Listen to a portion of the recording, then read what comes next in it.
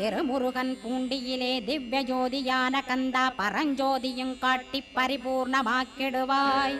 திருமலை முருகானே திடையான மருள் புரிவாய். செல்வமுத்து குமரா மும்மலமகற்றிடுவாய். அடிமுடியறிய உண்ணா அண்ணாமலையோனே அருணாசல குமரா அருணகிரி கருளியவா. திருப்பரங்கிரி குகனே தீர்த்திடுவாய் வினை முழுதும். திருத்தணிவேல் முருகா தீரனாயாக்கிடுவாய்.